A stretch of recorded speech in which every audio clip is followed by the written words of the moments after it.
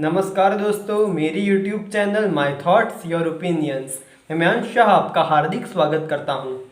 दोस्तों, आज का हमारा सब्जेक्ट है कि हैदराबाद नगर निगम चुनाव में भाजपा आखिर क्यों इतनी मेहनत कर रहा है। क्योंकि यह सवाल इसीलिए उठता है क्योंकि भाजपा ने अपने राष्ट्रीय अध्यक्ष जेपी नड्डा को भी हैदराबाद नगर निगम चुनाव में उतार दिया है। इसके अलावा स्मृति ईरानी, प्रकाश जावड़ेकर और भाजपा के युवा मोर्चा के प्रमुख ऐसे तेजस्वी सूर्या भी इस चुनाव में कूद पड़े हैं। और ऐसी भी खबर है कि नरेंद्र मोदी को भी भाजपा इस चुनाव में उतार सकती है।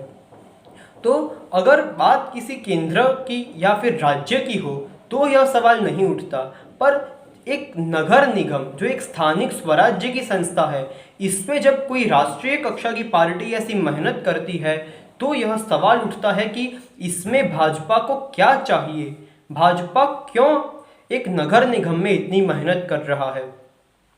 तो हम पहले हैदराबाद नगर निगम को जान लेते हैं कि यह क्या है।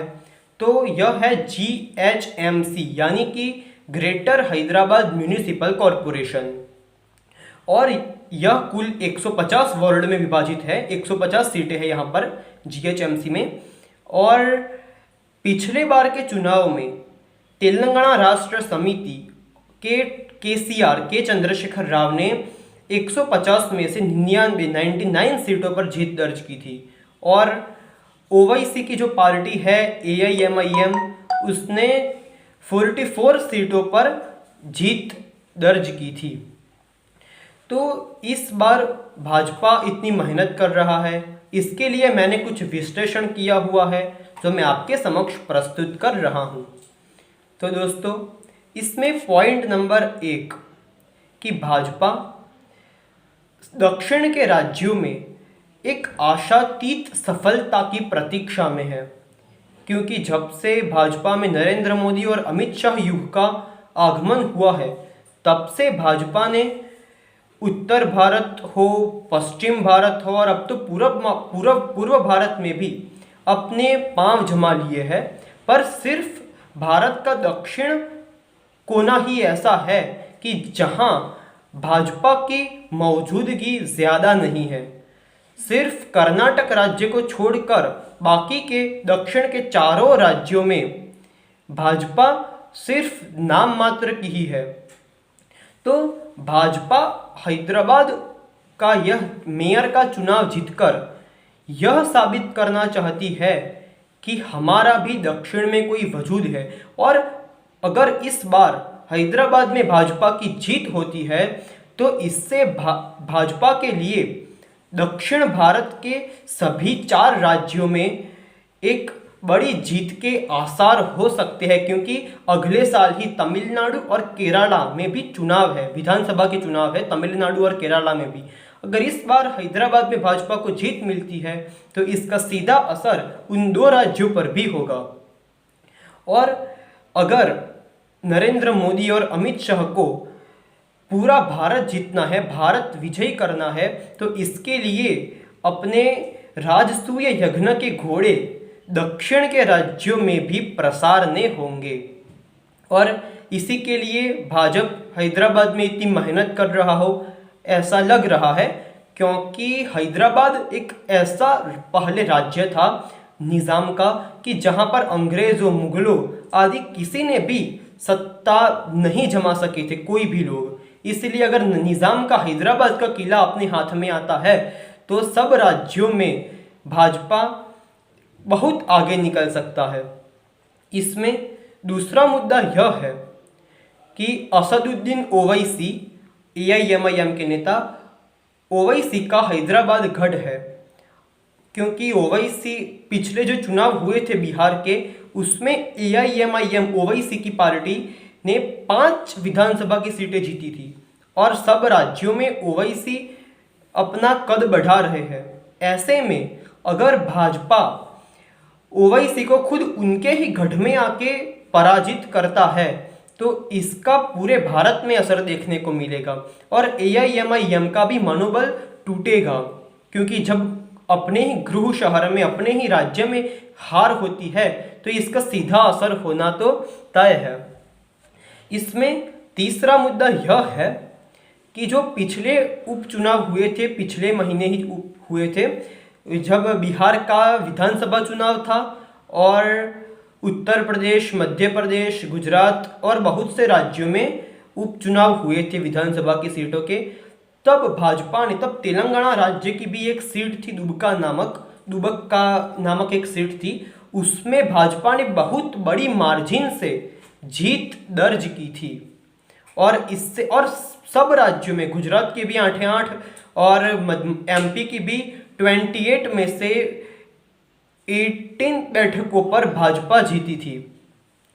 इससे भाजपा का मनोबल तो बढ़ा ही है और भाजपा के नए प्रमुख जेपी नड्डा का भी इससे खूब मनोबल बढ़ा है। इसलिए वह इस चुनाव में भी इतनी मेहनत कर रहा है कि हैदराबाद भी हाथ में आ जाए। इसमें हमारा चौथा मुद्दा यह है कि ओवैसी, इसमें यह भी ओवैसी का ही है कि कांग्रेस और आदि अन्य पक्ष ओवैसी और एआईएमआईएम पर ऐसा आक्षेप करते हैं कि यह भाजपा की बी टीम है और उत्तर प्रदेश, बिहार आदि राज्यों में भाजपा ही ओवैसी को खड़ा करता है कि जिससे मुस्लिम मत टूटे और कांग्रेस आदि पक्ष को न मिले।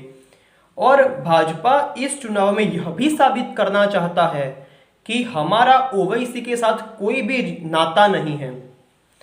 अगर भाजपा ओवैसी को पराजित करता है हैदराबाद में तो सब भारत के सब लोग यह जान जाएंगे कि नहीं, यह बात सच है कि भाजपा और ओवैसी के बीच कोई भी प्रकार का गठबंधन नहीं है या फिर कोई भी मौखिक समझौती नहीं है कि मुस्लिम मत वह तोड़े।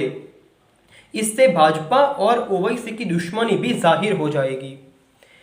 मित्रों, इसमें हमारा पांचवा मुद्दा यह है कि जब राज्यसभा में भाजपा के पास पर्याप्त बहुमत नहीं था तब उसको टीआरएस की जरूरत थी। इसलिए वह टीआरएस या फिर तेलंगाना के सीएम केसीआर पर खुला आक्षेप नहीं कर सकते थे, क्योंकि राज्यसभा में कोई भी बिल पास कराना हो तो उनको जरूरत पड़ती थी तेलंगाना के केसीआर की और टीआरएस की।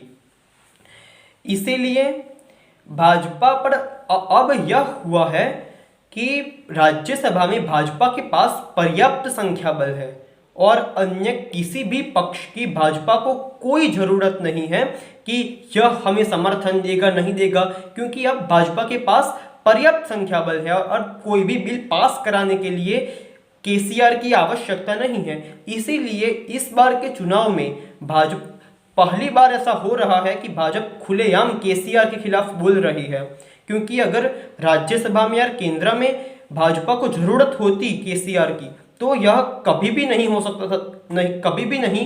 सकता था कि भाजपा इतनी मेहनत करे हैदराबाद में। और इसीलिए यह बात जाहिर है कि अब राज्यसभा में भी भाजपा के पास पर्याप्त संख्या बल है।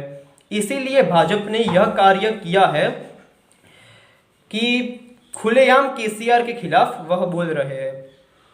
मित्रों, इसके भी अलावा बहुत से मुद्दे हैं कि जिन्हें लेकर नरेंद्र मोदी जी और अमित शाह ने इस बार हैदराबाद जीतने का प्लान बनाया है।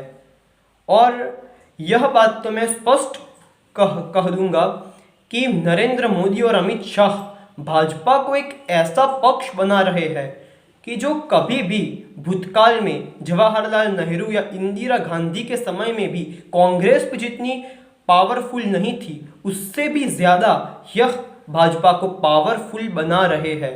और अगर कुछ 5-7 साल और टिक जाए ये जोड़ी दिल्ली में तो यह स्पष्ट है कि पूरे भारत में भाजपा का साम्राज्य हो ऐसा बनेगा। अगर आपको यह मेरी वीडियो पसंद आई हो तो लाइक, शेयर और सब्सक्राइब करें। अस्तु, जय हिंद, जय भारत।